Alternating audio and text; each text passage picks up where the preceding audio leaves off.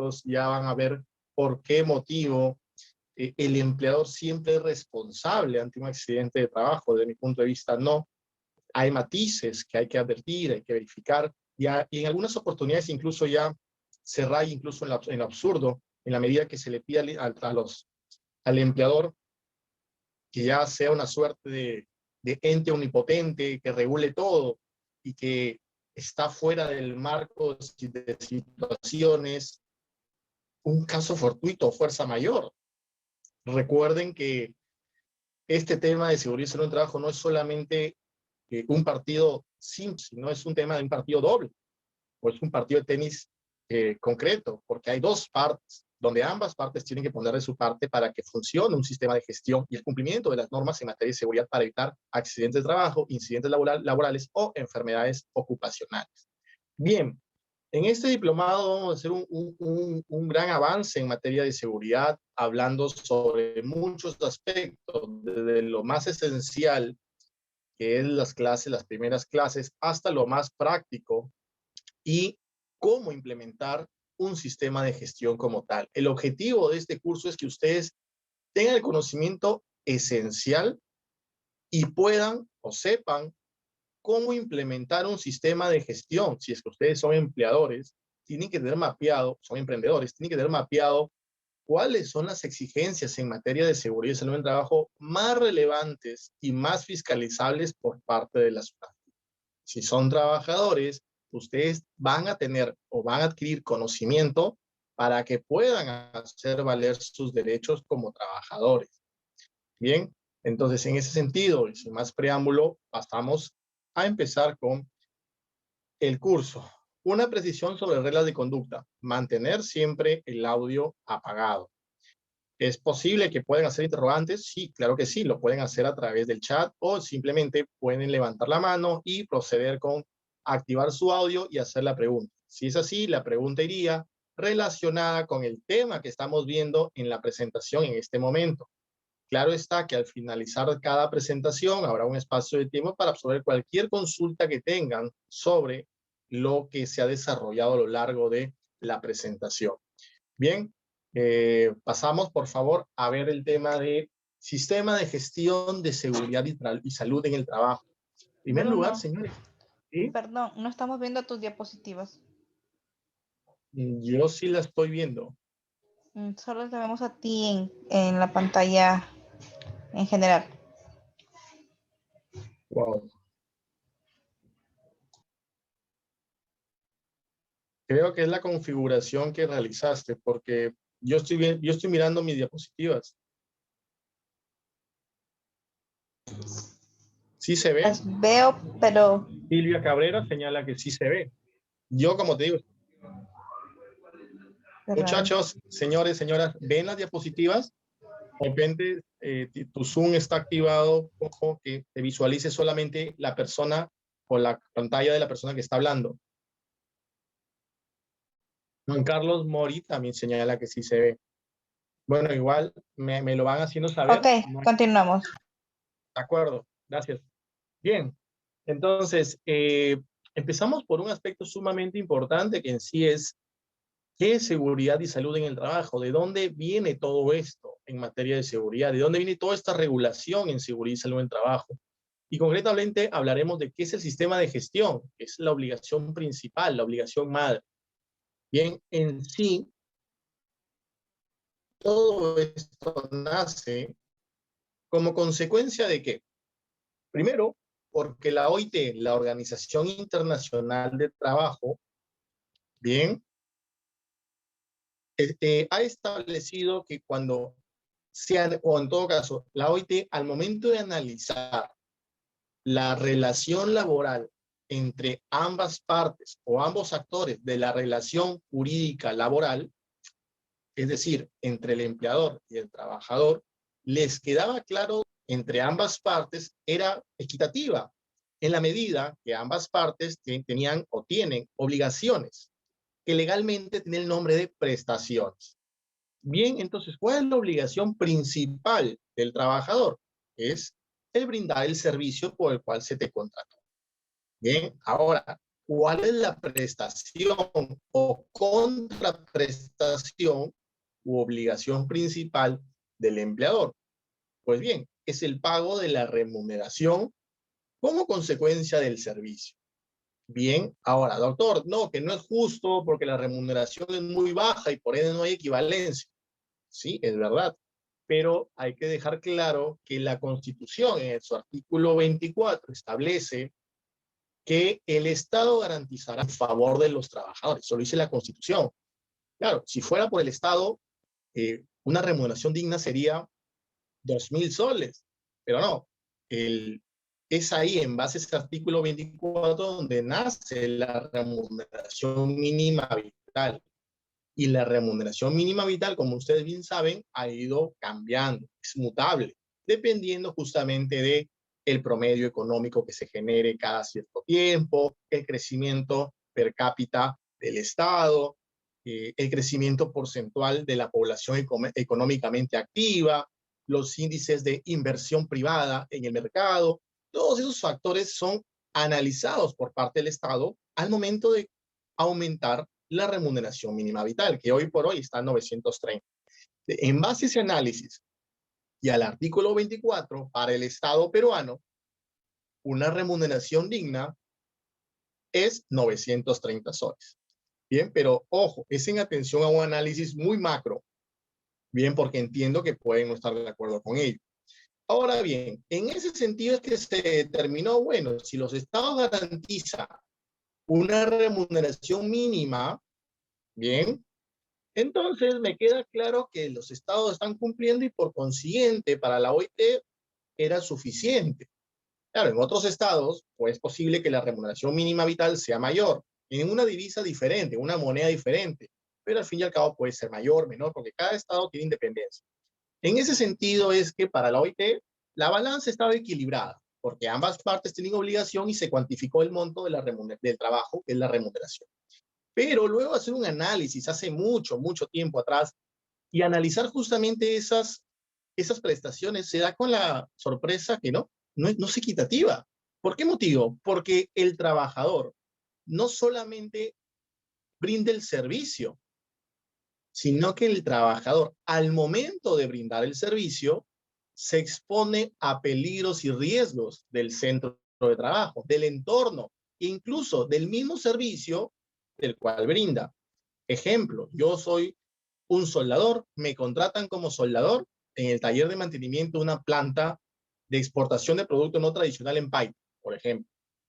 Bien, me pagan 1.500 soles, soy mecánico, y bueno, realizo labores de mantenimiento de planta y me pagan una remuneración pertinente. Pero al momento que yo realizo esas labores de mantenimiento, estoy expuesto, uno, a caerme, estoy expuesto, no sé si soy soldador, estoy expuesto a quemaduras, a una esquirla ingresa a mi globo ocular, estoy expuesto a explosiones, estoy expuesto a una serie de cosas, dependiendo de la actividad que realice, es decir, el servicio por el cual se me contrató y al mismo tiempo los riesgos ambientales como tal. No me refiero a ambientales en el sentido de ambiente natural, ¿bien? Sino al entorno físico donde se desarrolla una actividad. Hoy por hoy, por ejemplo, las personas, o mi caso, que estoy dictando clases, este curso de especialización desde casa, yo incluso, si es que no tengo ordenado mi escritorio, mi ambiente de trabajo temporal por ahora, estoy supeditado a riesgos que pueden existir dentro de este espacio físico. Bien, en ese sentido es que resulta sumamente desproporcionado y por ende no equitativo la balanza que existe entre el empleador y el trabajador. Muchos de ustedes me pueden decir, doctor, pero fácil, aumente la remuneración y con ello podemos equilibrar la balanza sin mayor inconveniente. Sí, es una salida sumamente acertada, pero la situación es que no es del todo viable a nivel de largo plazo. ¿Por qué motivo? Porque si tú pretendes equilibrar con un pago de una remuneración, es decir, el trabajador ya no solo te va a tener una remuneración mínima de 930, sino de 1.000, 1.500, etcétera. Y al mismo tiempo va a depender de cada actividad económica. No es, no, una secretaria o un secretario no está expuesto a los mismos riesgos que un trabajador de construcción civil, a un operario agrícola. Entonces, tus niveles de remuneración mínima van a estar dependiendo de cada actividad económica. Y eso no es viable. Primer punto. Segundo punto, porque si yo estandarizo y establezco una media de remuneración mínima superior a la que hoy conocemos en base al argumento que les he planteado, esto va a generar que se ahuyente. ¿Qué cosa? La inversión privada. No estoy hablando de Pedro Castillo ni nada por el estilo, que hoy, por todos los medios, se está dando esa situación, pero generaría un ausentismo por parte de la inversión privada. ¿Por qué? Porque muchas empresas considerarán que ya no es rentable invertir en el Perú porque sus índices de ganancia serían inferiores o serían menores. Costo-beneficio no es rentable. Luego también esto puede generar el aumento de la informalidad, que no es lo más viable y no es lo más sano para un Estado como el peruano. Si aumenta la informalidad, el abuso del derecho va a existir, aunque la SUNAFIL contrate a 1,000 inspectores más. Entonces, lo que va a generar es que la SUNAFIL, el Estado se va a ganar con muchas multas, pero el trabajador es quien va a salir perdiendo. Entonces, esos valores, esos análisis, es que lograron determinar que esa solución es viable. De hecho, hay algunos sectores económicos donde pagan un bono, por ejemplo, por trabajo en altura, ¿no? Entonces, ahí como que es viable de alguna otra manera, pero es para un concreto, en una concreta actividad económica, incluso que es considerada como de alto riesgo, aquellos trabajos que superan el 1,80 m de altura. Pues hay incluso que se paga un bono por toxicidad. Cuando hay trabajadores, por ejemplo, en mina, que están expuestos a determinados minerales que envenenan y son tóxicos, pagan un bono correspondiente, pero muy puntualmente sobre cada actividad. Entonces, al margen de ello, no resultaría viable aumentar la media remunerativa por lo que ya he señalado. Pues en ese sentido, el Estado, a través de la OIT, con sus recomendaciones, señala qué cosa, qué influencia internacional. En primer lugar, el Pacto Internacional de Derechos Económicos, Sociales y Culturales. Puntual, ¿qué es lo que señala? Que es necesario garantizar qué cosa, el mejoramiento en todos sus aspectos de la higiene del trabajo y del medio ambiente. Antes, seguridad y salud en el trabajo se llamaba higiene y salud ocupacional. Hoy por hoy lo conocemos como seguridad y salud en el trabajo. Pero ojo, todo esto remonta muchos años atrás, donde la OIT, incluso pactos internacionales que el Perú se encuentra adscrito, ha ratificado esos pactos internacionales, ya empiezan a darse algunos ápices o ya se empieza a hablar de higiene y salud ocupacional. Claro, esto no es que América o los estados americanos hayan descubierto la pólvora. No, esto en Europa y en Estados Unidos ya se venía manejando muchísimo tiempo atrás. Y tenemos también incluso esa influencia. Pero puntualmente, a nivel regional, América Latina, se procedió a dar sus primeros pasos a través de la OIT y a través de pactos internacionales. Entonces, por ejemplo, de acuerdo al Comité de Derechos Económicos Sociales, en el literal B, estamos hablando que el empleador, ya se establece claramente, tiene la siguiente obligación. Primero, prevenir accidentes laborales y enfermedades profesionales u ocupacionales. Es lo mismo. Exposición a sustancias nocivas, radiación, sustancias químicas nocivas y fumigaciones. Higiene industrial, el término antes se utilizaba. Peligros por el medio ambiente laboral. Condiciones de trabajo higiénicas y seguras.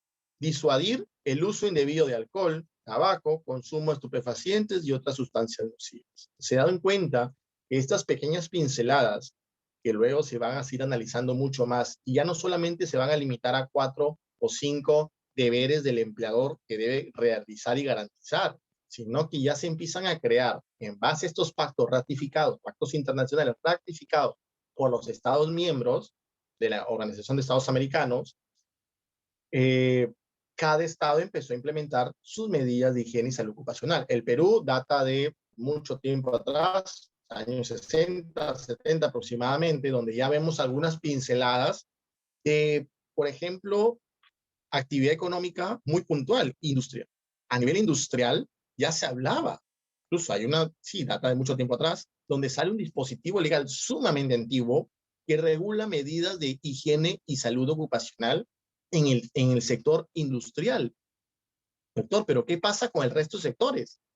El Perú no estaba listo para implementar una serie de obligaciones en materia de higiene ocupacional, perdón, de manera general, como sí existe hoy por hoy. Entonces, todas estas situaciones han generado también que el Estado peruano regule hoy por hoy, y me voy a remontar a la vigente, porque también hay normas anteriores, me voy a remontar a la ley 29783, Ley de Seguridad y Salud en el Trabajo, y su reglamento, que es el Decreto Supremo 005-2012-TR. Bien, estos dispositivos legales no son los únicos, existen muchos otros dispositivos legales, claro, pero son sectoriales.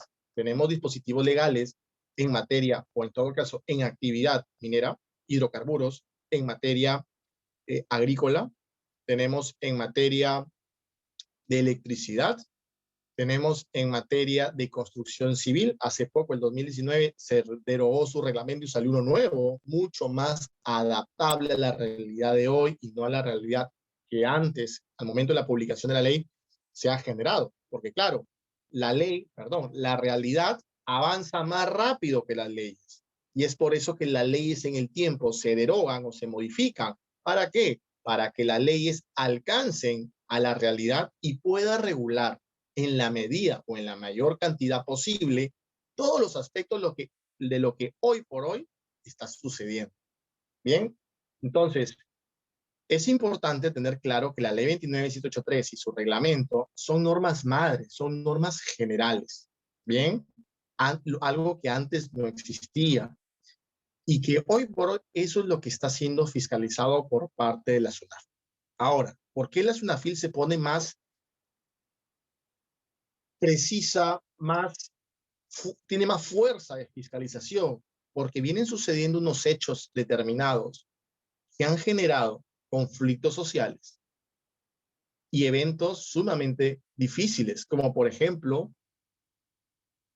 casos puntuales.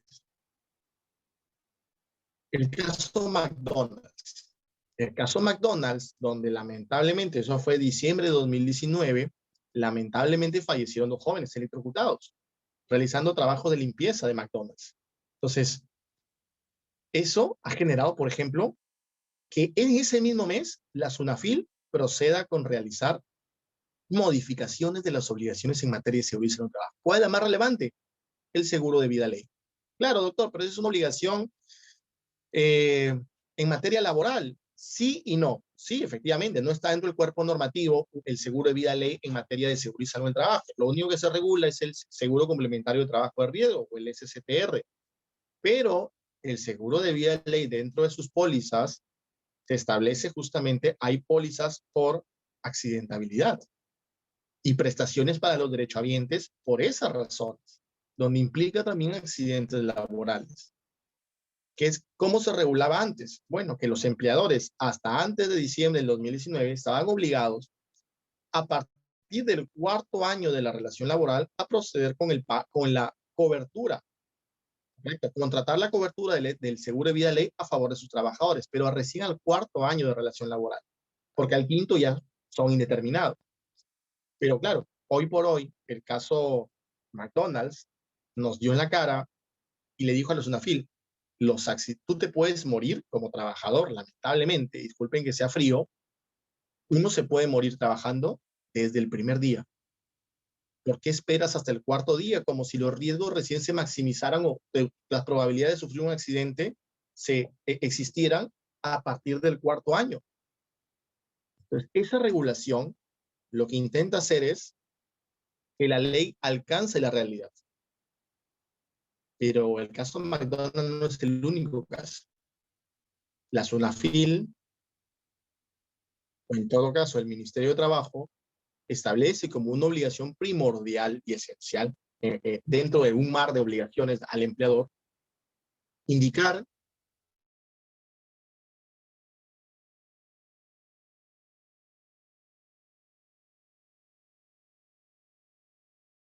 posterior, y 2, por un tema de estadística.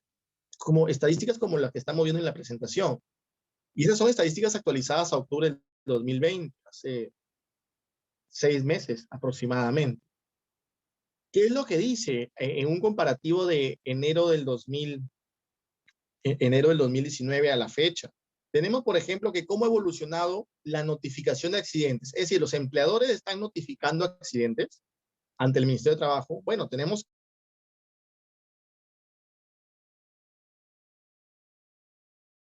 1.522 reportes de accidentes. Bien. Y luego, a diciembre del 2019, tenemos 2.685 reportes de accidentes válidos. Bien. Ahora, ¿cómo hemos cerrado el octubre de 2020? Con 2.856. Doctor, pero ha bajado en el 2020, ha bajado la curva de reporte de accidentes. Sí, es una muy buena noticia, pero ¿como consecuencia de qué? Miren los meses. Marzo, 2039. Abril, 702, hace un año. ¿Qué pasaba hace un año? Marzo, 16 de marzo, inicio de pandemia, inicio de declaratoria de estado de emergencia sanitaria. ¿Y qué generó? Que solamente un puñado de actividades económicas consideradas como esenciales puedan realizar labores. Claro, mientras no hayan labores, no hayan servicios, no hay riesgos a los cuales se expone un trabajador y por consiguiente las probabilidades de que se genere un accidente, un incidente laboral disminuyen enormemente. Entonces, ahora bien, esos son los casos reportados. Hay casos y muchísimos que rondan la informalidad que no son reportados. Entonces, nos da alguna noción. Ahora, de cuánto esos casos reportados, vamos a la notificación de accidentes de trabajo, mortales. ¿Cómo son mis índices de accidentabilidad mortal? Tenemos que en enero de 2019 se cerró con 59 accidentes mortales. ¿Cómo cerró 2019? Con 25. Bueno, ha disminuido, pero ojo, son los que se reportaron. En el Perú hay mucha informalidad laboral y más en seguridad y salud en el trabajo. ¿Sí? En enero de 2020, 17 accidentes mortales, y en octubre 2020, 32. O sea, hay una explosión. ¿Con qué coincide este periodo? Con las fases de reanudación económica establecidas por el Estado. Entonces, definitivamente, hoy por hoy las cifras por accidentes de trabajo son submortales, no solamente los accidentes leves o graves o incapacitantes, los mortales nada más. Pues tenemos que mueren muchísimos peruanos hoy por hoy como consecuencia de accidentes de trabajo. La gran mayoría son como consecuencia de la informalidad y que las empresas no cumplen con la ley 29783, las normas sectoriales de su actividad económica. Y bueno, eso ha generado que la SUNAFIL fortalezca muchísimo su actividad inspectiva, sobre todo en seguridad y salud en el trabajo. Bien, entonces, es de suma importancia, primero, saber qué es seguridad y salud en el trabajo.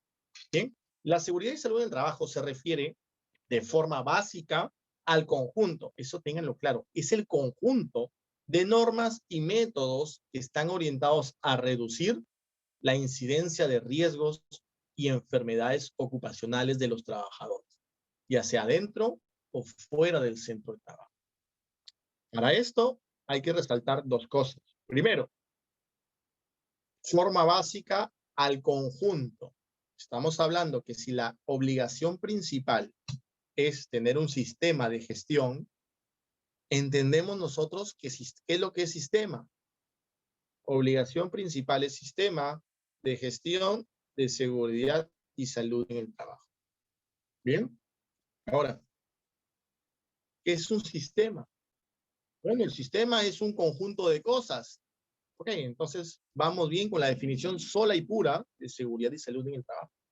Existe una simetría entre la definición del concepto madre, seguridad y salud en el trabajo, y la finalidad o la obligación primordial y esencial de seguridad y salud en el trabajo, que es tener un sistema de gestión. Sistema implica, igual, un conjunto de cosas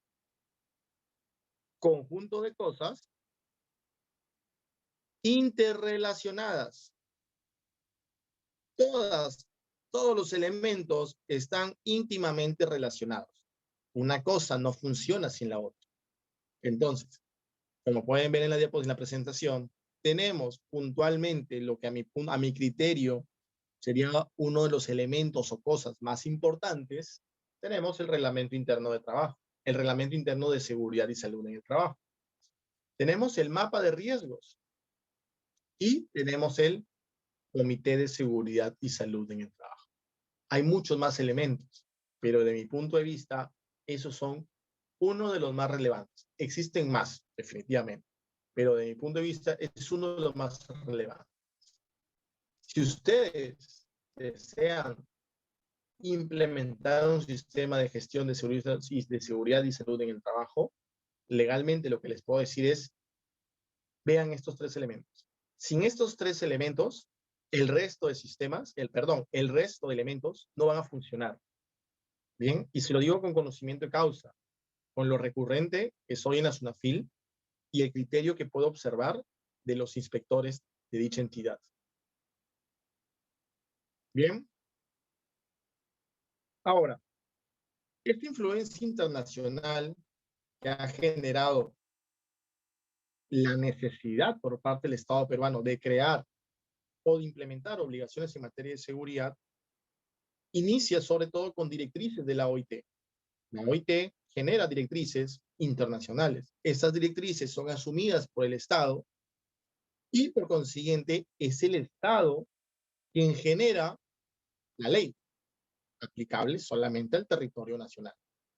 Bien, ahora, esto lo pueden ver en esta forma de estructurar el sistema de gestión está implementado en muchísimos libros. Bien, primero, ¿qué implica cada sigla? SGSST. Primero, estamos hablando de la S, proceso lógico de etapas.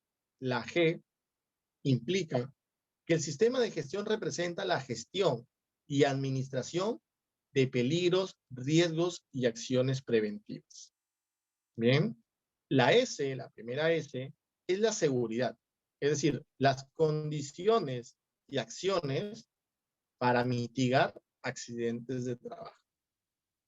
En base a estos tres primeros lineamientos, tenemos claro que el sistema de gestión es algo lógico, ¿bien? Es un procedimiento.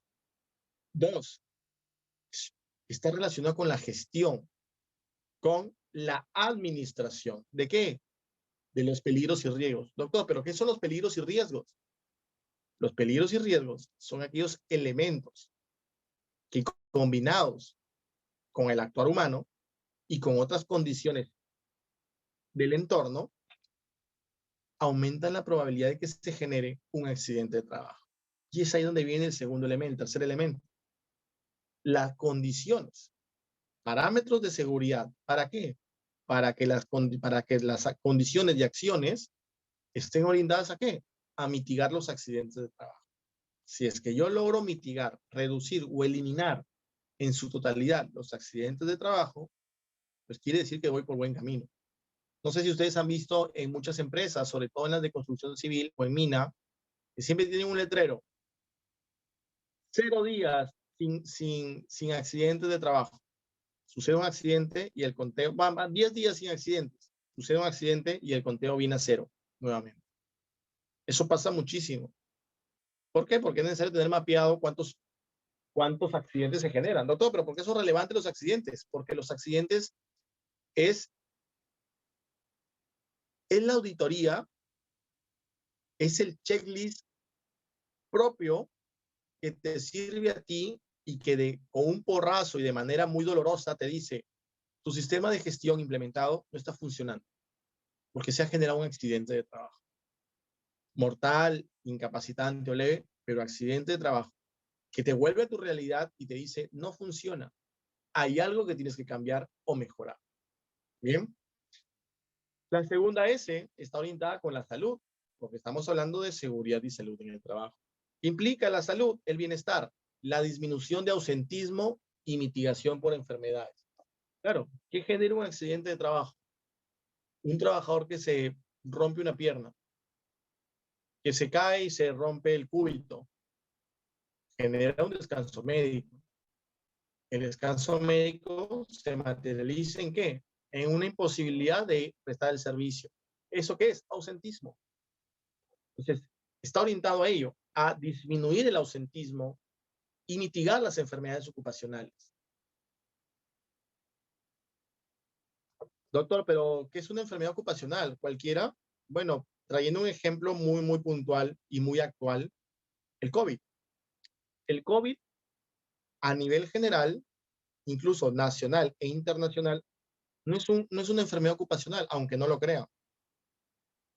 Y resulta ser una enfermedad ocupacional cuando analizamos el sector salud, MINSA, salud, clínicas, el personal que labora en dichas instituciones, en dicha actividad económica, sí, es considerado como una enfermedad ocupacional, porque el riesgo inherente es a la actividad. Doctor, pero hoy por hoy, el riesgo de contagio existe en todas las actividades económicas, sí, es verdad, pero ¿dónde existe mayor probabilidad? En los centros sanitarios, porque está en contacto directo con las personas que tienen ese virus. Bien, luego, la T es referente al entorno laboral. Resume básicamente la S y la S. Las dos es tener un ambiente de trabajo seguro, con bienestar para los trabajadores. Entonces, estas siglas representadas de esa manera dan una connotación y lo que implica el sistema de gestión. Es decir, la finalidad, el objeto primario y final de lo que es seguridad y salud en el trabajo. Bien, ahora, ¿qué es el sistema de gestión desde mi punto de vista? Es considerado como aquel conjunto de elementos interrelacionados, los que le estaba mencionando, e interactivos que tiene por objeto establecer políticas, objetivos de seguridad y salud en el trabajo, así como mecanismos para cumplir con dichos objetivos. Es decir, en primer lugar, estamos hablando que me tengo que plantear objetivos, muy al margen del objetivo esencial que todo el mundo conoce, que es evitar accidentes de trabajo, sino que también tengo que plantearme objetivos inmediatos, a corto plazo y a largo plazo. Por ejemplo, un objetivo muy importante y es a corto plazo es el cambio de chip de los trabajadores. No estoy hablando de la vacuna de Bill Gates que te pone un chip, eso es las teorías conspiranoicas, que tenemos algunos, que tienen algunos, yo sí me pienso vacunar, pero realidad a una cultura de prevención. Eso es lo que se busca. Una cultura de prevención, que todos los trabajadores tengan esa cultura. Que todos los trabajadores piensen que si el empleador establece una directiva para que tu trabajo de soldadura se realice en 2 minutos más tarde lo que suele ser el trabajo, ello no implica porque se resulte ser una arbitrariedad y un abuso del empleador, sino porque esos 2 minutos adicionales representan que tu actividad que vas a realizar va a ser segura. Si lo haces de esa manera, será segura. Pero si no lo haces de esa manera y lo sigues haciendo como lo vienes realizando por un tema empírico y para ahorrar tiempo y maximizar tu productividad, eso no te garantiza que sea seguro. Entonces, esa toma de decisiones de qué camino tomar, el A o el B, está íntimamente relacionado a tu conciencia, al chip que tienes. Si tienes un chip de prevención de riesgos, perfectamente vas a optar por el camino más, el procedimiento con 2 minutos más tarde, porque es seguro. Bien, entonces, esa es la idea, establecer metas concretas, adecuadas, no metas irrazonables, inviables, solamente porque suenan bonitas, no. De hecho, ¿dónde van estas metas? En la política de seguridad y salud en el trabajo. Bien, entonces, todas esas metas tienen que establecerse de manera clara, como línea base, como punto de partida. Y en base a eso, ir implementando cada uno de los elementos que conforman el sistema de gestión de seguridad y salud en el trabajo para que exista una interrelación entre ambas y que todas apunten a las mismas metas mediatas e inmediatas. Bien, En sí, como punto de partida, tenemos que la obligación de un sistema de gestión de seguridad y salud en el trabajo es contar con un plan o un programa de seguridad, un programa anual de seguridad y salud en el trabajo. Eso es de suma relevancia. ¿Por qué? Porque en ese programa o plan anual de seguridad, lo que vas a hacer es, vas a detallar todo lo que vas a hacer en el año en materia de seguridad y salud en el trabajo. Es decir, va a ser tu croquis, va a ser tu referente sobre lo que debes y te comprometes frente a los trabajadores en materia de seguridad. ¿Correcto? Entonces, ¿qué contiene o qué compone esos programas, esos planes anuales de seguridad? En sí están divididos en tres. El plan anual de seguridad contiene, primero, un programa de seguridad. Es decir, ¿qué es lo que voy a hacer? ¿Qué es lo que tengo que mejorar? ¿Qué es lo que tengo que implementar? ¿Qué es lo que me dice la ley 29783 y su reglamento? ¿Qué es lo que me dice la norma sectorial a la cual yo pertenezco? Si lo estoy cumpliendo o no. ¿Y qué debo de hacer para cumplir? Ese es mi programa de seguridad. Mi programa de capacitación está relacionado con el deber de información que tiene todo empleador. Información y formación. ¿De quién? Del trabajador. Un trabajador informado, capacitado, es un trabajador que cambia de mentalidad y al mismo tiempo que va a evitar la generación de los accidentes de trabajo. Bien, entonces, dentro de mi plan anual, tengo que tener mi programa de capacitación anual. ¿Qué es el programa anual de capacitaciones? Es mi referente donde yo voy a determinar qué capacitaciones tienen que o van a recibir cada una de las áreas, cada uno de los puestos de trabajo. Y ojo, son capacitaciones en materia de seguridad y salud en el trabajo. Luego mi programa anual de seguridad y salud. Entonces, todo eso, tu punto de partida, al tener un plan anual de seguridad, debe tener como mínimo estos tres elementos. Elementos que están interrelacionados y que todos apuntan a los objetivos, al cumplimiento de los objetivos mediatos e inmediatos establecidos por su empleador. Bien, ahora, ¿qué contiene el plan? Primero, el alcance. ¿A quién? ¿Cuál es el ámbito o el espectro, el alcance que tiene las normas de seguridad y salud en el trabajo? Es decir, ¿a quién protegen? Bueno, doctor, es fácil, su propio nombre lo dice, seguridad y salud en el trabajo. Quiere decir que los lineamientos de seguridad, todo este sistema de gestión está orientado a un solo elemento, o a un solo lugar, o a un solo universo de personas. ¿Cuáles? Los trabajadores, los que mantienen una relación de dependencia con el empleador. No, no es así. En materia de seguridad, lo que interesa o su ámbito o su espectro de aplicación son todas las personas que realizan algún tipo de actividad dentro del espacio físico del centro de trabajo. Por ejemplo, ¿cuál es la diferencia entre un practicante y un trabajador directo?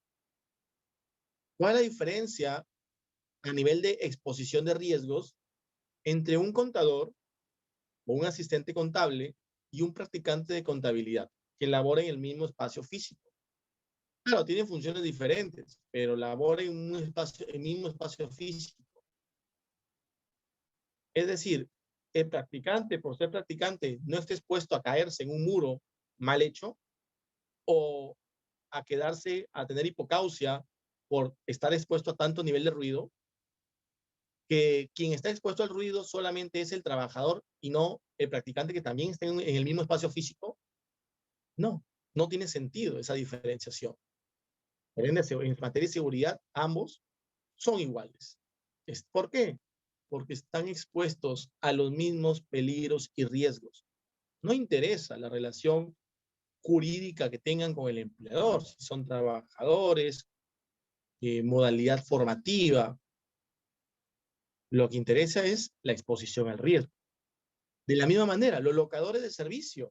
Por ejemplo, cuando me contratan de una empresa para brindarles servicio de asesoría legal, obviamente yo tengo que ir a la empresa. Tengo que analizar, tengo que recoger documentación, tengo que sostener reuniones. Cuando yo ingreso, estoy expuesto a los mismos peligros y riesgos que el prevencionista, por ejemplo, de una planta de harina. He estado el viernes en Paita. He recorrido la planta. He estado expuesto a los mismos riesgos. De hecho, cuando yo ingreso a planta, el mismo prevencionista me otorga a mí un casco, botas y los implementos de seguridad que se considere según su sistema de gestión en base a los peligros y riesgos de cada área de trabajo. ¿Qué quiere decir esto? Que un locador de servicio también forma parte del ámbito de protección de seguridad y salud en el trabajo. Doctor, esto sí me parece que no es viable. Personal tercero, intermediación o tercerización laboral. Misma lógica. Están expuestos al mismo espacio físico, mismos peligros y riesgos. No corresponde diferenciar este tipo de trabajadores de los trabajadores directos. También, claro, pero ahí las obligaciones van por otro lado. ¿Por qué? Porque la obligación no es tan directa. La obligación recae en cada empleador. Y claro, Juan Pérez es un trabajador de otra empresa. No es mi trabajador, no es trabajador de Bruno Celisac, es trabajador de otra empresa. Solamente que yo he contratado a esa empresa para que haga un desplazamiento continuo, en caso sea tercerización, de ese trabajador a mis instalaciones. Entonces, ¿qué es lo que tengo que hacer yo? Bueno, en primer lugar, exigirle a la otra empresa, al empleador de Juan Pérez, que me acredite que cumple con los lineamientos legales en materia de seguridad. Es decir, yo le digo a Duraznos S.A., Duraznos, acredítame que Juan Pérez cuenta con EPP, cuenta con equipo de protección personal, o como se dice en España, equipo de protección individual, o EPI. Entonces, un empleador diligente, bien, tiene ese deber y ese derecho. Tiene el derecho de exigirle. Y si la contratista o subcontratista no cumple, perfectamente puedo aplicar penalidades.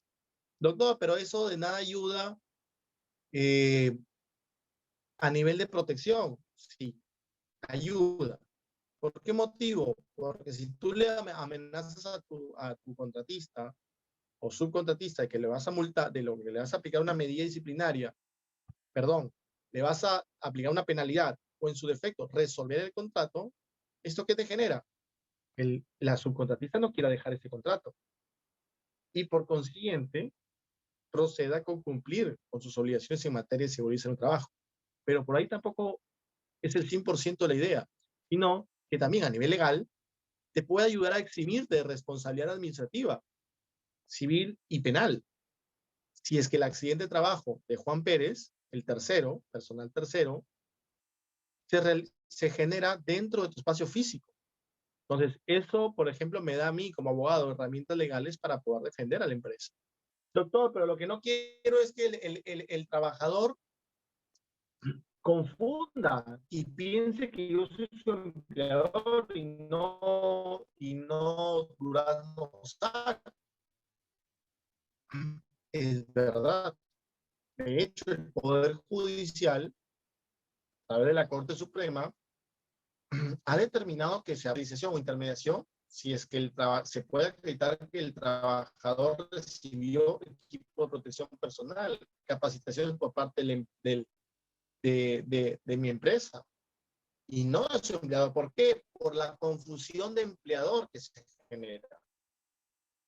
Entonces, para evitar eso, la SUNAFIL lo que dice, ok, yo tengo la solución. Si tu subcontrata no tiene dinero para que le otorgue el equipo de protección personal, pero bueno, ya resulta muy tarde y aplicar la penalidad y resolver el contrato te perjudica a nivel operativo porque si son obras, tú tienes plazos determinados. Y si tú no cumples con los plazos, te cae una multa a ti, una penalidad. Entonces, lo que haces es, ok, que tu personal o el personal de Duraznos ingrese a las instalaciones Pero si es que no tienen equipo de protección personal, pero un registro independiente, cero, mal. Esa confusión por parte de la Resolución se dio en 2013. Puedan así cumplir con las medidas de seguridad civil, penal o administrativa y al mismo tiempo evitar una contingencia laboral, no de seguridad, laboral. Bien. Luego tenemos la elaboración de la línea base. Doctor, ¿qué es la línea base? Bueno, la línea base es aquel análisis que tú realizas, es esa autoevaluación que tú realizas de tu empresa. Por ejemplo, ustedes ahora terminan esta presentación, se van a dormir y al día siguiente dicen, bueno, quiero implementar todo lo que me enseñó el doctor en la primera clase o lo que me está enseñando en la especialización en mi empresa. Bien, lo primero que tienes que hacer es analizarte, hacer un checklist de las obligaciones en materia de seguridad y decir, tengo cubierto todas las obligaciones, las he cumplido, las voy a cumplir. Entonces, ahí te vas a poder dar cuenta qué es lo que tienes, qué es lo que te falta y por consiguiente qué es lo que debes implementar. Eso es tu línea base. La línea base tiene que estar contenida en el plan anual de seguridad. Luego, el programa anual de seguridad en el trabajo. Y como ya lo he mencionado, contiene los objetivos y las metas que todo empleador se establece, bien, que también va en la política de seguridad para poder cumplirlas este año. De nada sirve, y me ha pasado, que inspectores de la SUNAFIL al momento de analizar la política de seguridad adviertan que esa política no es adecuada o no es real, en la medida que establecen metas no aplicables al sector económico o no aplicables a la realidad de dicha empresa fiscalizada. Entonces, la idea es establecer metas concretas, establecer metas reales. ¿Reales a qué? A tu realidad como empresa. Bien, luego, otro apartado del Plan Anual de Seguridad es tu Comité de Seguridad y Salud en el Trabajo o el supervisor. Como ustedes bien saben, es uno de los elementos sumamente importantes en materia de seguridad contar con un comité de seguridad o un supervisor. ¿Por qué? Porque a grandes rasgos el comité, desde mi punto de vista, es opinión personal de Bruno Celi, es el órgano vivo más relevante en la medida que sus funciones están orientadas a la aprobación de los demás elementos. Y recuerden, esos elementos se encuentran interrelacionados. Si es que tú no tienes el elemento que aprueba los demás elementos, resulta carente de sentido que implementes esos elementos y no un comité de seguridad del trabajo. De hecho, si eso pasa, la SUNAFIL lo que te va a establecer es, para mí, SUNAFIL, como no tienes un comité, pero sí tienes los demás elementos, para mí, inspector de la SUNAFIL, no tienes nada implementado. Todos los elementos que requieren la autorización o la aprobación del comité, para mí son inválidos. Por más que sean perfectos, por más que sean súper buenos, la SUNAFIL lo va a desconocer porque no tiene la formalidad de la aprobación por parte del comité o del supervisor de seguridad. Bien, luego, en ese mismo plan, se debe implementar o se debe consignar el reglamento interno de seguridad y salud en el trabajo. Este elemento debe ser aprobado por el comité de seguridad o el supervisor de seguridad. Doctor, pero ¿quiénes están obligados a tener un RIS? Bueno, en realidad los que tienen las empresas o los empleadores que tienen de 20 a más trabajadores. Bien, perfecto, me salvo. Yo tengo 17 trabajadores. Sí, pero si me preguntan a mí, yo lo que recomiendo es que lo tengas. Doctor, ¿pero por qué? Porque si bien es cierto, se aplica para trabajadores de 20 a más, es de vital importancia implementar. ¿En qué sentido? Porque al igual que el reglamento interno de trabajo, donde el cual es un documento que contiene todos los lineamientos, obligaciones, derechos, prohibiciones, deberes de las partes de la relación laboral, es decir, del empleador y el trabajador, ello ayuda al correcto desarrollo de dicha relación laboral. Entonces, si queda claro que el reglamento interno de trabajo son las reglas de juego, son los estándares sobre los cuales, o los rieles sobre los cuales va a transitar la relación laboral, y que por ende es necesario que sean claras, y que tú lo vas a utilizar incluso para sancionar a un trabajador en caso de incumplimiento, el reglamento interno de seguridad no implica que tenga menor importancia. En realidad es lo mismo. Un reglamento interno de seguridad es aquel documento o elemento que contiene ¿qué? Los lineamientos directrices esenciales en materia de seguridad que van a regular toda la relación laboral. Es decir, ahí yo voy a establecer los derechos, los deberes, las obligaciones, las prohibiciones de ambas partes, empleador y trabajador, pero ¿qué? No en materia laboral, en materia de seguridad y salud en el trabajo. Por eso resulta ser de vital importancia tener un RIS. ¿Y ese RIS dónde va? En primer término, en tu plan anual de seguridad. Bien, de hecho, la ley establece un contenido mínimo de todo este reglamento. De hecho, quiero ser muy reiterativo, lo que fue en la presentación es el contenido mínimo, es lo que mínimamente, legalmente hablando, debe de tener tu plan anual de seguridad. Bien, luego en ese mismo plan tienes que tener tu hiper. Doctor, ¿qué es el hiper? Es la identificación de peligros y evaluación de riesgos y medidas de control. Algunos lo llaman hiper sin la C, otros con la C. Yo prefiero con la C, porque regula todo. Entonces, el hiper es también un elemento esencial que se interrelaciona con los demás. Y, oh sorpresa, también debe ser aprobado por el comité o el supervisor de seguridad. Luego, bajo esa misma línea, viene la organización. Claro, el empleador tiene que establecer cuál es la organización jerárquica de la empresa en materia de seguridad, estando en la cúpula más alta el prevencionista. Y en base a eso, ¿de quién es la responsabilidad de implementar cada uno de los elementos? Del prevencionista, del área de seguridad, del comité de seguridad o del supervisor de seguridad. Y claro, gerencia y las altas, los altos funcionarios, definitivamente, porque son quien toman las decisiones y quien optan por entregar el recurso económico que es indispensable para la realización del comité de seguridad. Ejemplo, Sandra hace una pregunta. Wow, hay 17 preguntas. Mil disculpas. Veamos. Dispositiva verde, si veo. Bueno, no pensé que había más interrogantes, pero era lo que todo que se venía conversando. Me parece genial. Pensé que me había descuidado. Bien, hay una pregunta de Sandra Aragón. Dice, pregunta, si es un subcomité, el hiper lo realiza el subcomité. Bien, en primer lugar, quien realiza el hiper no es el comité. Quien realiza el hiper es el empleador, pero puntualmente el prevencionista. Ahora bien, ese hiper tiene que ser realizado en conjunto a través del prevencionista con el resto de trabajadores. Bien, es decir, la labor del prevencionista es acercar, analizar cada puesto de trabajo, recolectar o recabar información de ese puesto de trabajo. ¿Por qué?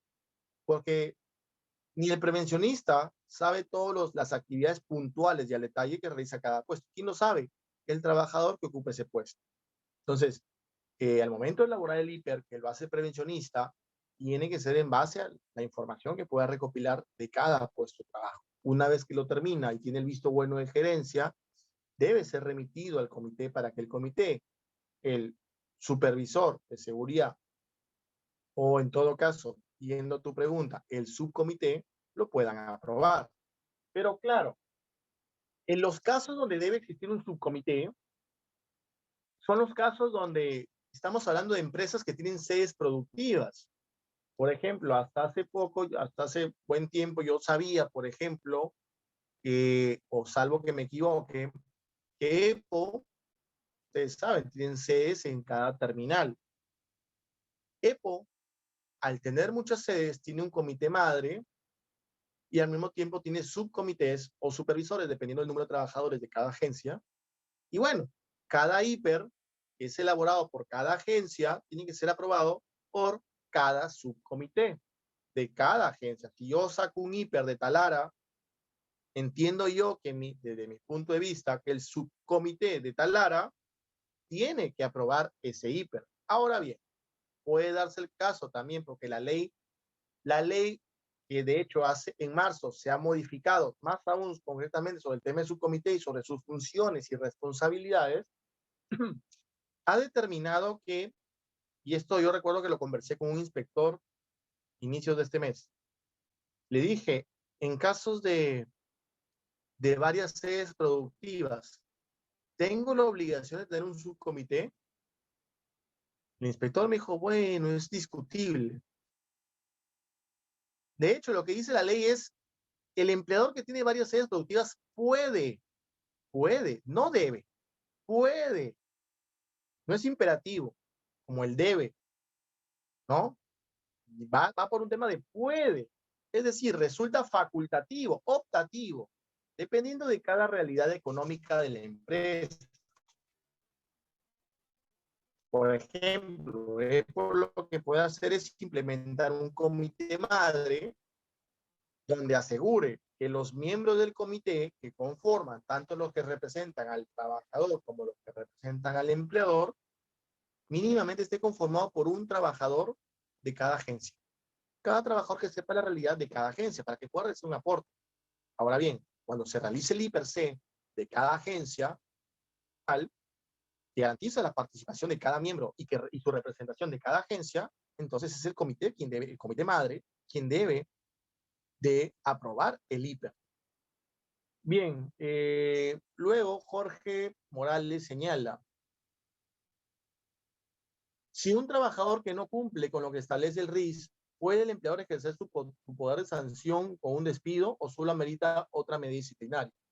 Bien, es una muy buena pregunta. Y como les he mencionado, el reglamento interno de trabajo, lo mencioné como analogía, puede ser utilizado como una fuente de aplicar medida disciplinaria. ¿Cuál es una medida disciplinaria legalmente reconocida? Primero, la llamada de atención, puede ser verbal o escrita, la suspensión sin goce de haber y el despido.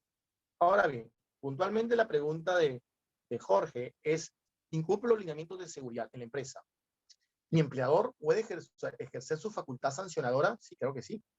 Definitivamente sí. De hecho, Jorge, si es que revisas el artículo 25, el literal A, donde señala, estas son causas graves o faltas graves causales de despido, es decir, hay una lista cerrada donde te dice, si el trabajador abandona el centro de trabajo, se puede despedir. Si el trabajador consume alcohol, se puede despedir. Si el trabajador, no sé, comete un acto de indisciplina, comete un acto de violencia, agresión, lo puede despedir.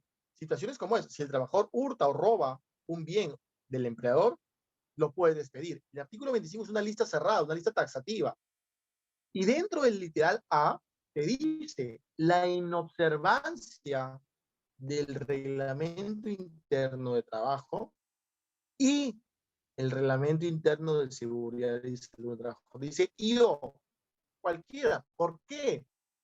Porque la ley reconoce, incluso dice, y lineamientos laborales. Eso es lo que dice el literal A. Entonces, perfectamente yo puedo aplicar la medida disciplinaria correspondiente en casos de incumplimiento de mi lineamiento de seguridad. Claro, no puede ameritar quizás un despido. ¿Por qué? Porque la facultad de sancionadora del empleador está limitada, ¿por qué? Por principios legalmente establecidos. ¿Por qué? Porque la facultad del poder de sancionador del empleador no es ilimitado, sino que es limitado. Y hay parámetros. Esos parámetros son los principios. Un principio que traigo a colación es el principio de razonabilidad y proporcionalidad. Es decir, la medida disciplinaria impuesta, llamada atención, suspensión sin goce o despido, tiene que ser razonable con la infracción cometida. ¿Bien? Uy, bien. Entonces, perfectamente, dependiendo de cada caso en concreto, puedes despedir al trabajador por incumplimiento del RIS. Ahora bien, y es algo que el Poder Judicial y la SUNAFIL siempre trae a colación. Para poder sancionar a un trabajador por incumplimiento del RIS, lo esencial es que el trabajador tenía conocimiento de ese RIS. Sí, ok, bríndame el cargo de recepción del RIS. Si es que tú nunca le entregaste el RIS al trabajador, por más que tú me digas, no, doctor, pero si igual si se lo entrego, lo va a coger y lo va a votar, no lo va a leer, lo cual es verdad, lamentablemente. Pero eso a ti, a nivel de contingencia administrativa, SUNAFIL o judicial, si es que el trabajador te impugna el despido, te pide la reposición o la indemnización, lo que va a pasar es que no vas a tener evidencia de que el trabajador tenía conocimiento de esos lineamientos, de esas reglas de conducta en materia de seguridad, y por ende, el trabajador no puede estar sujeto a algo que desconoce. Bien, no es como la ley. Las leyes son de conocimiento público, son erga omnes. Desde el día de su publicación, no, que no me enteré. No, lo siento, la ley tiene un carácter especial. Por eso es que se publica en el diario de mayor circulación, el peruano, pero es de conocimiento público. Si no lo sabes, lo siento, no es justificación. Pero en este caso puntual, el reglamento no es ley. Son lineamientos estándar que sirven en tu empresa. Entonces, tienes que acreditar que le brindaste el RIS al trabajador.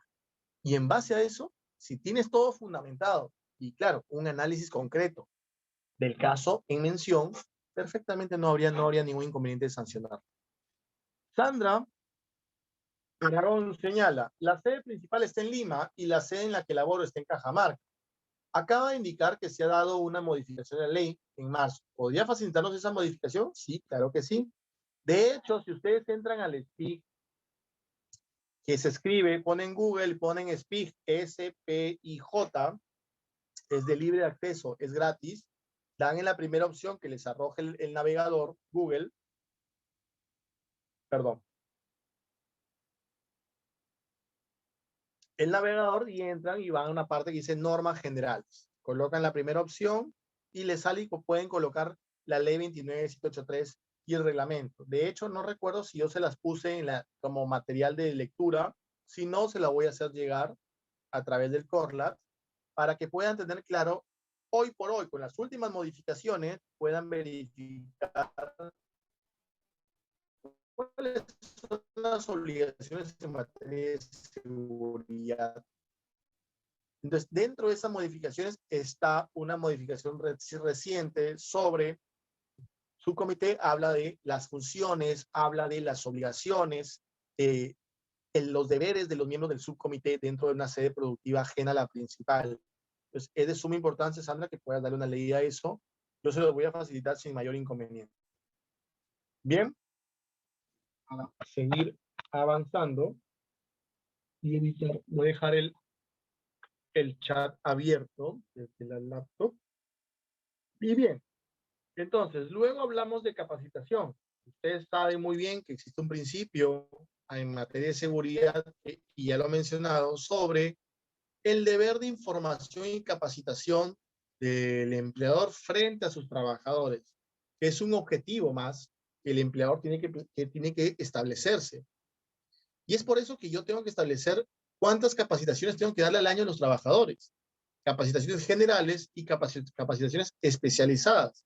Pero claro, son capacitaciones que nos interesa en esta materia sobre seguridad y salud en el trabajo. Mínimamente, la ley se señala y obliga al empleador a que debe capacitar 4 veces al año, como mínimo. Doctor, ¿y pueden ser más? Sí, pueden ser las que tú quieras. Pero lo que debes garantizar es que tiene que ser como mínimo 4. Doctor, tengo 3 y un simulacro. ¿Sirve? No, no sirve. Lamentablemente no sirve. ¿Por qué? Porque el simulacro, legalmente hablando, no es considerado una capacitación. De hecho, si ustedes revisan en la resolución ministerial 050-2002-2013-TR, está en el registro oficial de capacitación, inducción y simulacro. Es un registro donde tiene las alternativas que tú debes marcar. Inducción, capacitación y simulacro, las diferencias. Entonces, el simulacro nacional de terremoto, de contra sismos, por ejemplo, o si estás muy a la costa, el simulacro contra tsunami, no es una capacitación. Y tú no puedes decir, ok, yo veo en mi calendarización anual que, bueno, hay 4 simulacros, entonces no tengo que mover ni un dedo. Con cada simulacro nacional o regional, basta cumplir con la ley. No, ningún simulacro es considerado como una capacitación y por ende cumplimiento de esa exigencia legal. Entonces, dentro de mi plan yo tengo que establecer la meta, que es la capacitación, y al mismo tiempo los métodos o las acciones que yo voy a realizar para cumplir con esa meta. Bien, luego vienen los procedimientos. En el plan yo voy a establecer todos los procedimientos que tengo que realizar en mi empresa y cuáles son los procedimientos de trabajo seguro. Bien, luego tengo que establecer todo lo referente a inspecciones internas. Es decir, es necesario que de manera periódica se proceda con efectuar, hoy creo que no se cambia, la diapositiva. Permíteme un segundo. Ya está. Era el chat, lo tenía abierto. Bien, otro punto es, otro contenido es que en el plan yo tengo que establecer cuáles son las inspecciones. Las inspecciones internas es la autoevaluación que yo voy a hacer. No, pero ya habló eso, ya habló algo referente a la autoevaluación. Otra vez tengo que hacer una autoevaluación negativa. ¿Cuál?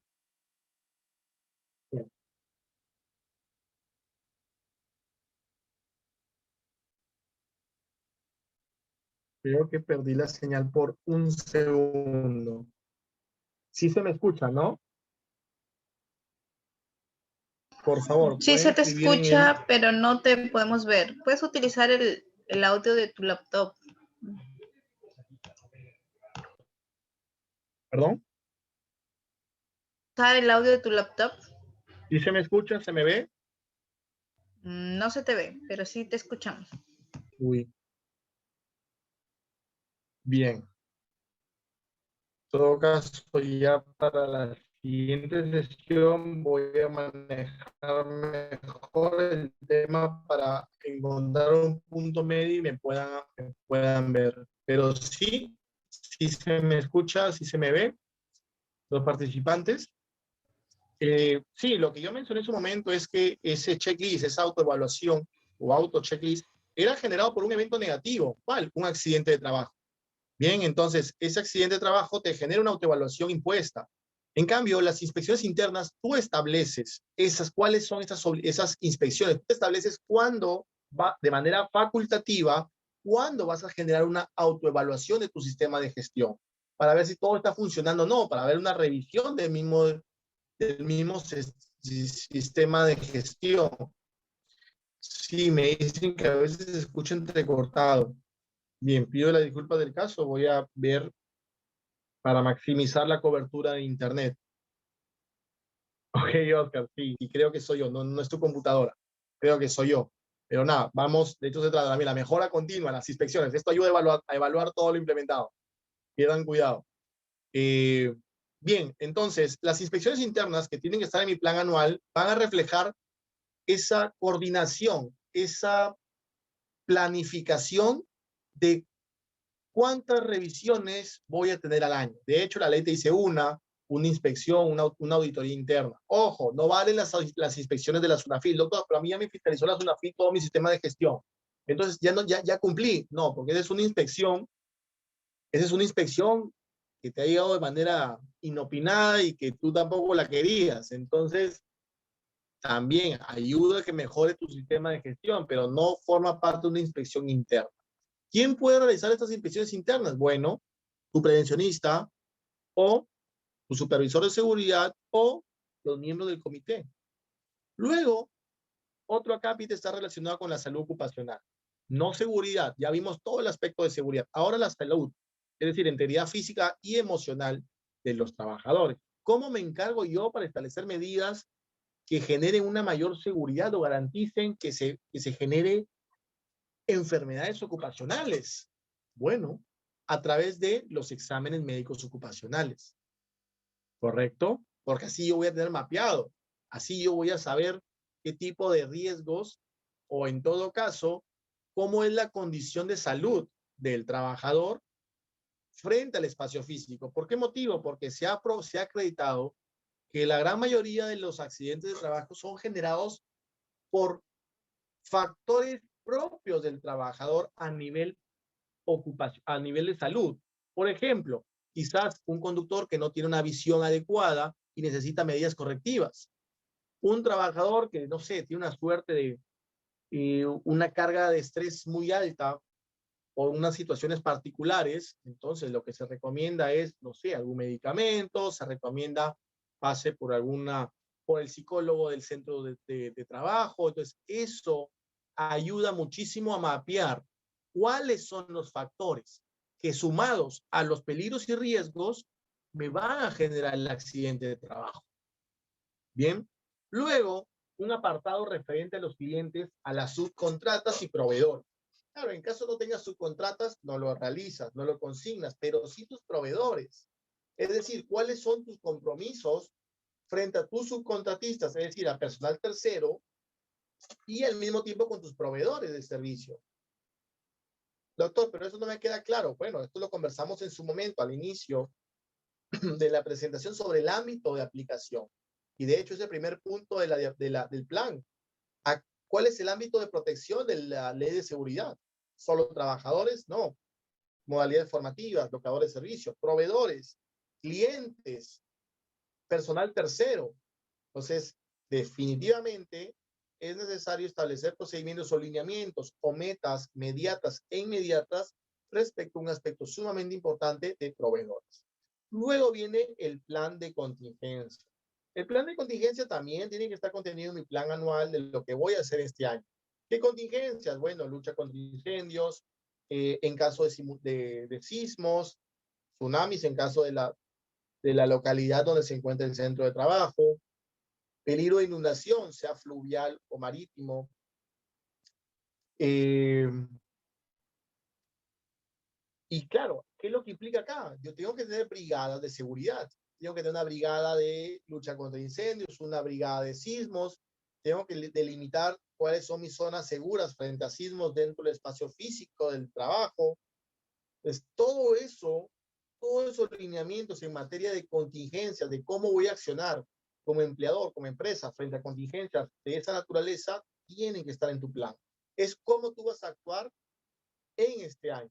Luego viene el aspecto de la investigación del accidente, incidente y enfermedades. Les he comentado que el accidente o el incidente te generan una autoevaluación, pero muy brusca, y que te ayuda a determinar qué falló. Claro, pero no es algo espontáneo, no es un tema que sucede el accidente de trabajo y automáticamente, por obra y gracia del Espíritu Santo, el empleador o el prevencionista o el comité sabe qué pasó. No, eso se genera como consecuencia una adecuada, rápida y eficiente investigación.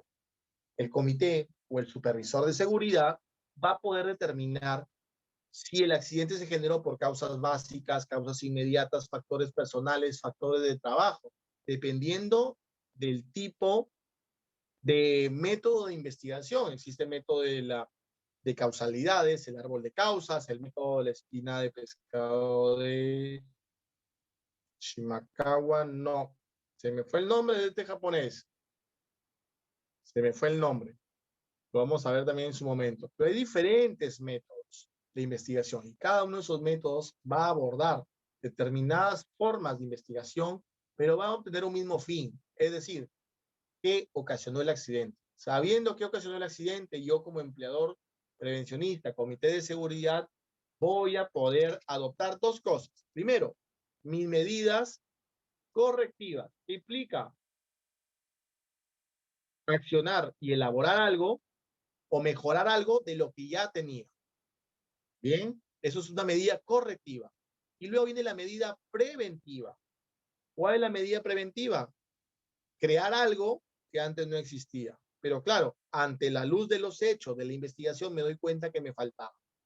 Por eso que es sumamente importante y relevante el investigar los accidentes. ¿Quién investiga? El comité de seguridad. Punto a favor para mi criterio respecto a que es el órgano o el elemento interrelacionado neurálgico más relevante. Sin este no puede existir un sistema de gestión.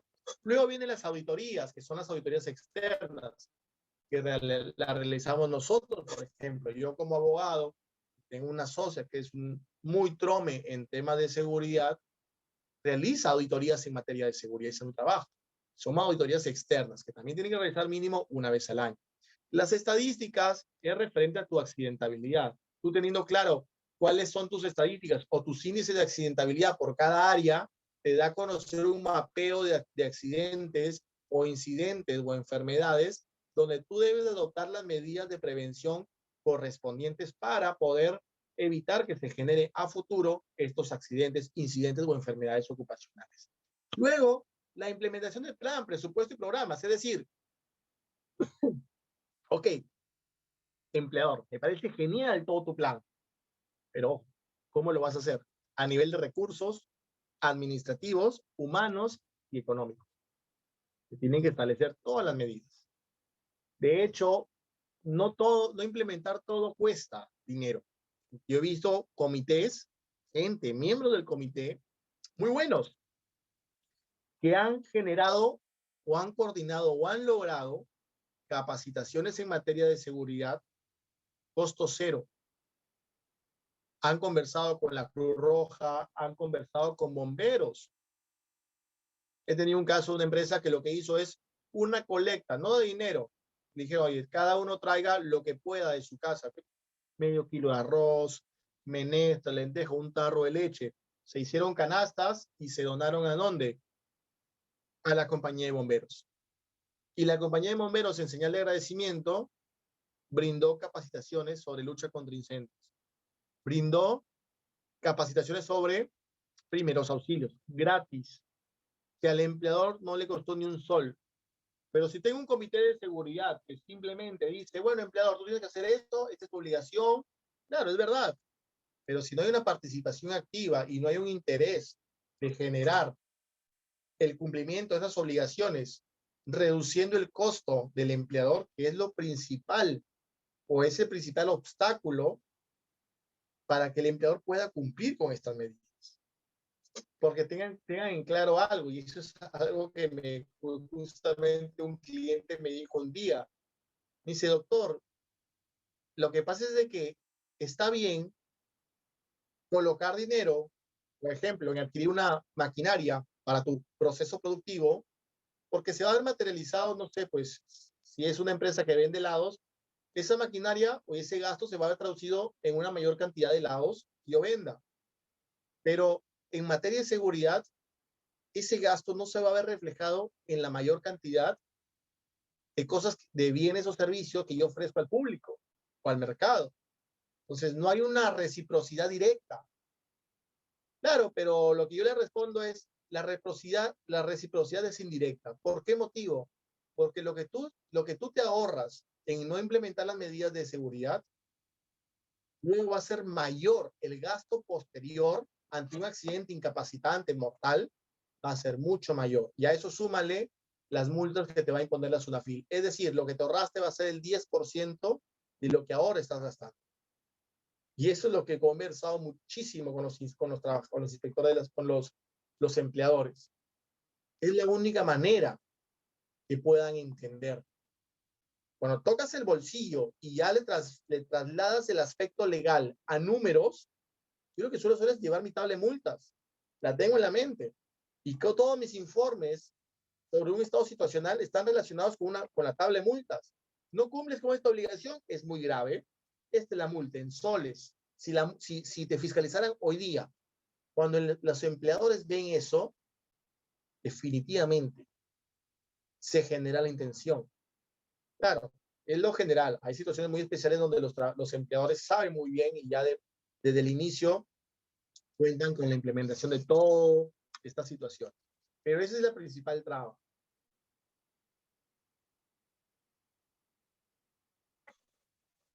Oh, hay preguntas, 7 preguntas. Perdonen, chicos. Bien. Ah, ok, no eran preguntas, era sobre el audio. Perfecto. Bien. Luego viene el tema del mantenimiento de los registros. Como ya les mencioné, el sistema de gestión es conformado por una serie de elementos interrelacionados. Por ejemplo, capacitar a los trabajadores. Ahora bien, ese cumplimiento, dejemos que pase la moto, disculpe, ya pasó. Ese cumplimiento de las capacitaciones, como mínimo 4 al año, deben encontrarse materializadas en un documento físico o digital, cualquiera de los dos. No hay ningún problema, es igual.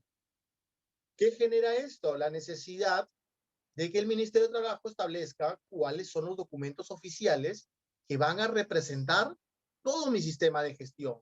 Si yo le entrego a un trabajador un equipo, un casco, ese acto de entrega tiene que estar materializado en un registro oficial. ¿Dónde lo encuentran? En la resolución ministerial 050-2012, perdón, -2013-TR. Ahí lo van a encontrar. Todo, pero no, o sea, a mí me interesa implementar todo esto, pero registrarlo, no.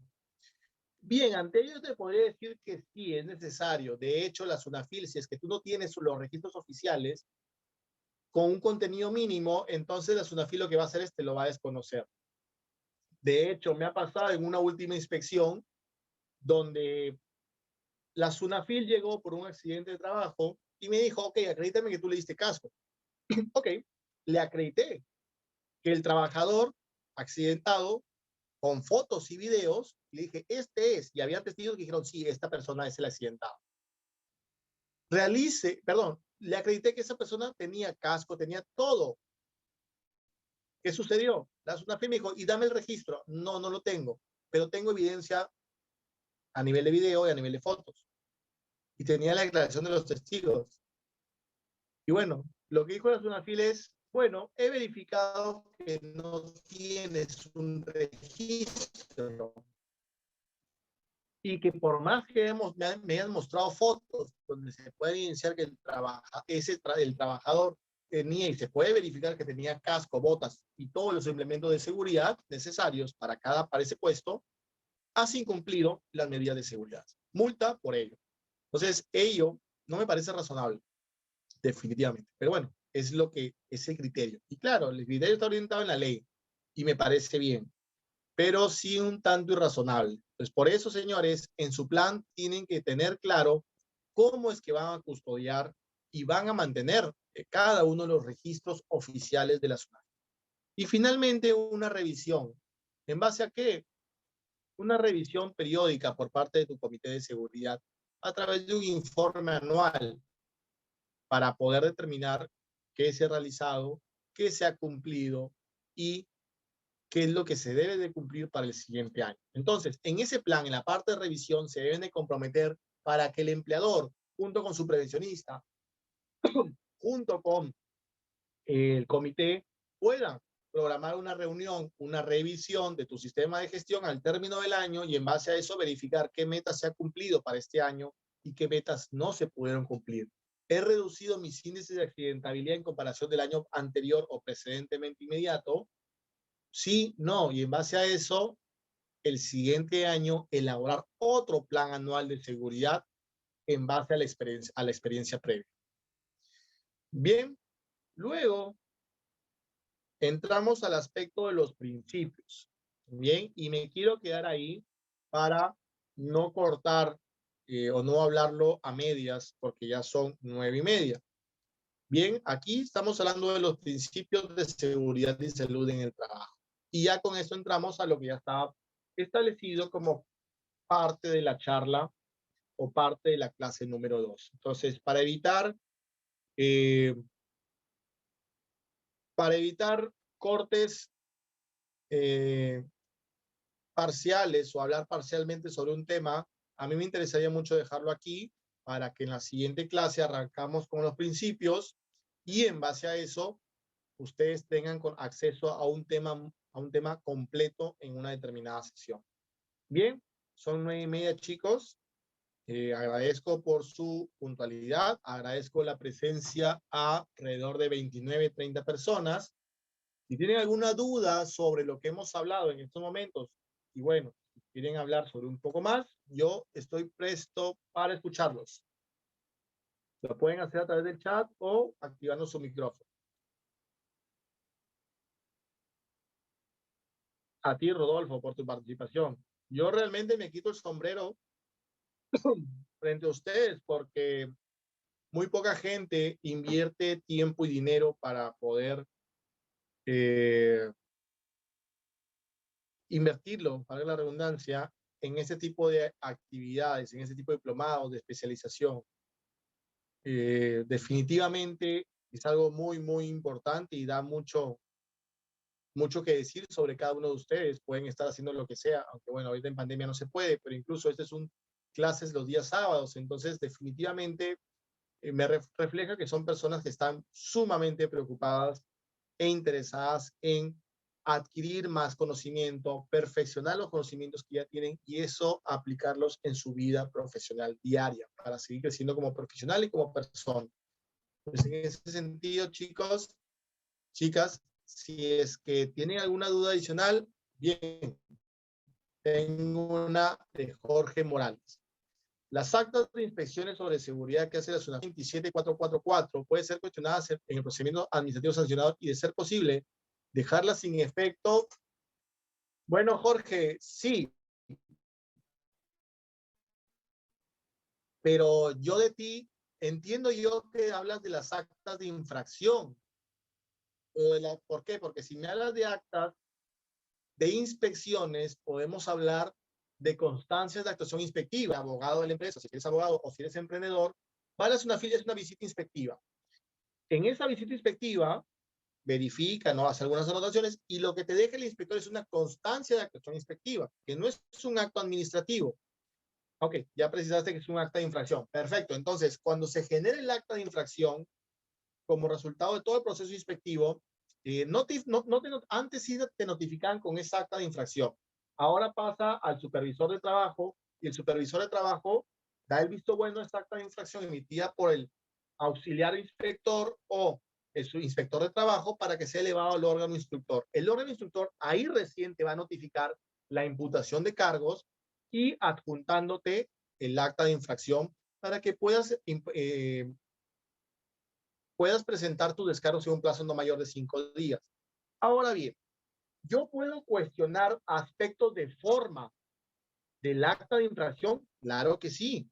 De hecho, yo lo suelo hacer. Cuestiono temas de forma y fondo. Bien, pero ojo, no te remitas a la 27444, a la Ley de Proceso Administrativo General. ¿Por qué? Porque ya la SUNAFIL le ha quedado clarísimo que lo que prima en estos casos de inspección es la Ley 28.806, que es la Ley General de Inspección de Trabajo y su reglamento. Entonces, ese reglamento y al mismo tiempo las directivas internas de la SUNAFIL le es aplicable el procedimiento inspectivo que involucra incluso al acta de infracción. Yo he anulado una multa, primero la reduje, una multa de 350,000 soles, que fue impuesta a un banco nacional, un banco a nivel nacional, y le pusieron una multa por 200 o 350,000 soles. Bien, la reduje, con mi primer descargo, la reduje a 150,000 y luego, a través de un informe oral en ICA, recuerdo yo, fue 28 o 29 de octubre del 2018, la multa había desaparecido, la habían anulado. ¿Por qué? No por tema de fondo, por tema de forma. El inspector había cometido un error. Por ejemplo, ¿un error de qué? Y de hecho, un paréntesis, hay una resolución, no la tengo ahora a la vista, lo puedo, con cargo a que la siguiente clase te lo digo. Hay una resolución de la SUNAFIL que te establece cuál es el contenido mínimo de un acta de infracción. Si es que esa acta de infracción no tiene el contenido mínimo, puedes atacar esa acta de infracción por razones de forma. Razones de forma también, ¿qué puede ser? Vulneración de los principios administrativos, como por ejemplo el principio de tipicidad. De hecho, estoy escribiendo un artículo sobre eso, en materia laboral, no de seguridad. Pero puedes atacar, claro que sí. No hay ningún inconveniente. Ahora, Sandra señala, cuando SUNAFIL emite el acta de infracción por presuntas faltas, a pesar de haber dado respuesta a todos los pedidos de información, tanto en que indicaron que la entidad no cumplió con brindar la información solicitada, sin embargo, sí se cumplió con en las fechas establecidas.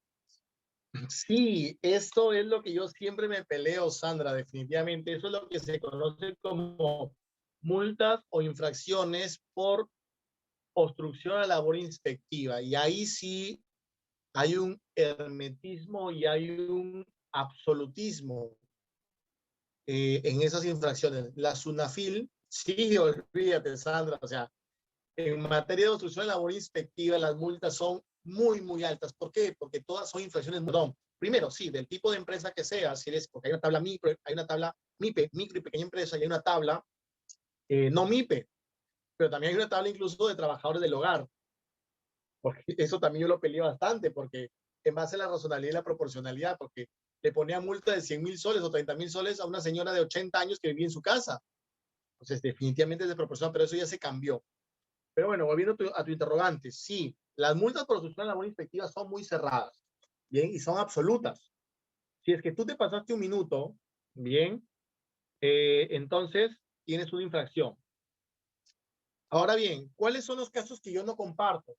Por ejemplo, donde llegaste tarde a una comparecencia, bien, pero ese mismo día tú llegaste a su y dijo, no, señor, ya pasaron los 10 minutos de tolerancia, ya hice el llamado y nadie se apersonó.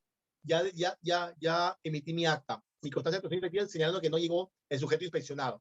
Bien, pero tú ahí te das vuelta porque llegas con toda la información, más mesa de partes y presenta la documentación. ¿Lo puedes hacer? Exacto, lo puedes hacer. ¿Es obstrucción? A ver, ¿qué es lo que dice la obstrucción de la labor inspectiva? No colaborar con los inspectores. ¿Y qué más? Generar de manera dolosa e intencional, impedir que se desarrolle actividad inspectiva, que el inspector realice todas las facultades o las acciones de investigación, de comprobación de datos e investigación para llegar a analizar el objeto inspectivo. Y en el caso que te planteo, no hay una obstrucción. De hecho, el inspector revisa esa información que tú le has proporcionado y te hace un segundo requerimiento. Y te dice, bueno, he revisado la información y bueno, me genera otra duda, ahora envíame esta información y te cita nuevamente. Entonces, ¿se obstaculizó? ¿Se impidió o no?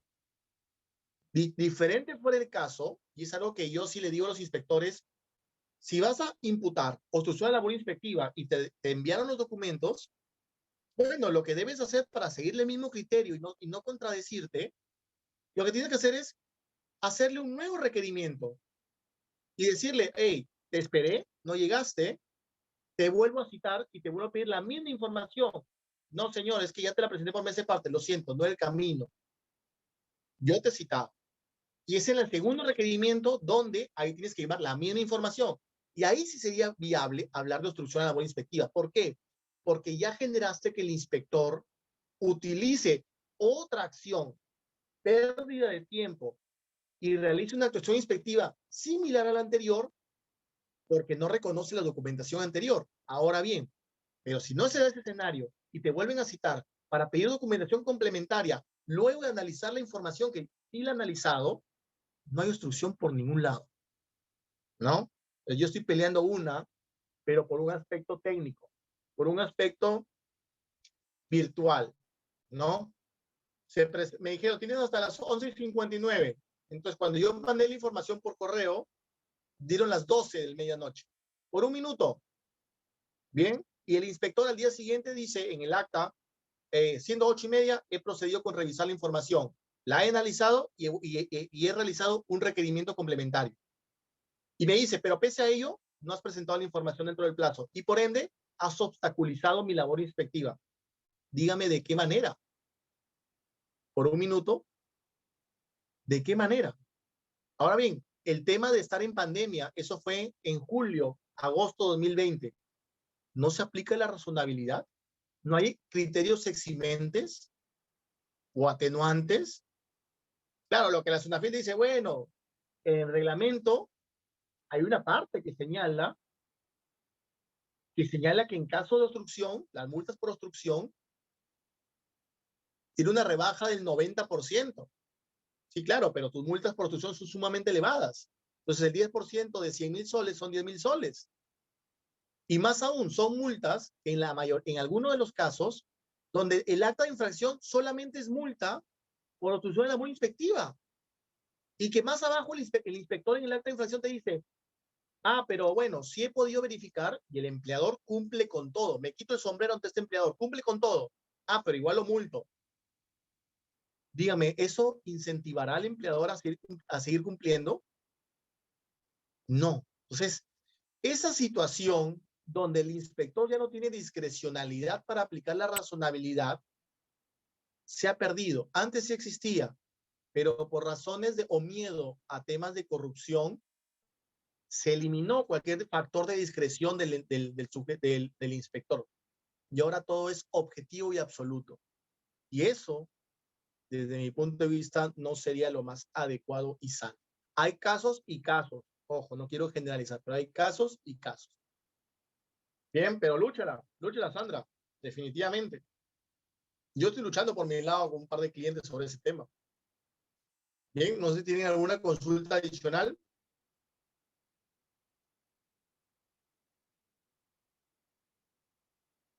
Bueno, chicos, entiendo yo que ha sido clara, que no ha habido consultas y a ver, Sam, vamos por la última.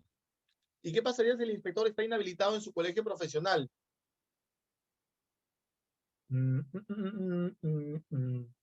A ver, si está inhabilitado en su colegio profesional, eso no genera que ya no sea inspector y por ende que no esté revestido de las facultades para actuar. Claro que sí. Ahí yo lo que sí haría, es una muy buena pregunta, yo lo que haría es revisar la normativa interna de la SUNAFIL.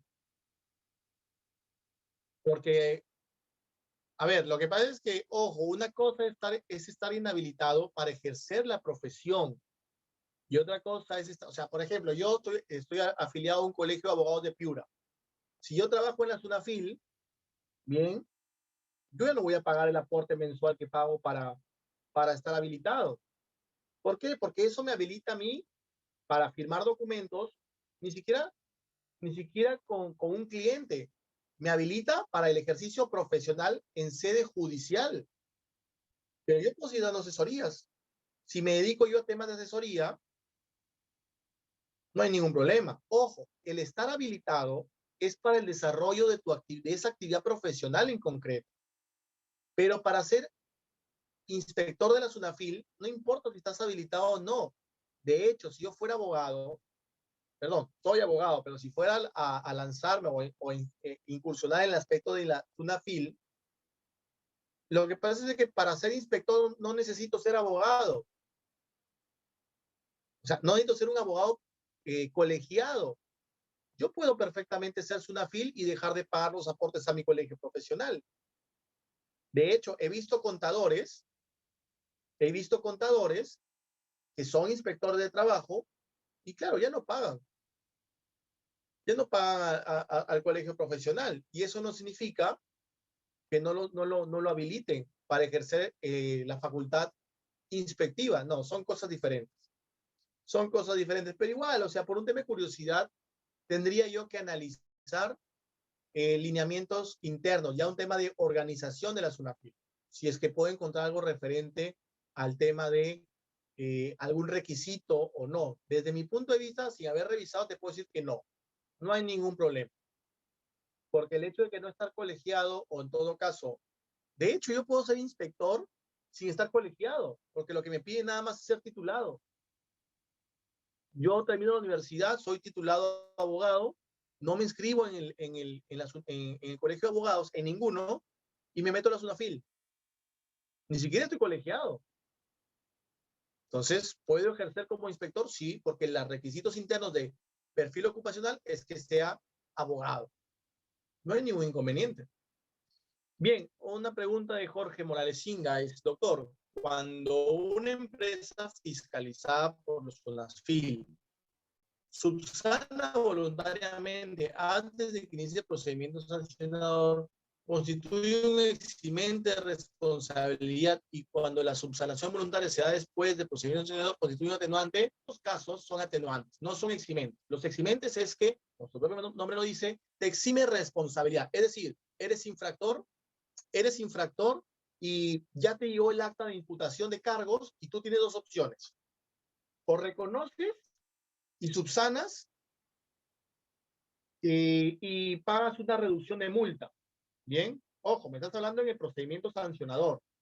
Bien, ahí solamente hay atenuantes. ¿Por qué? Porque la multa se te reduce en un 80%, en un 50% y en un 30%.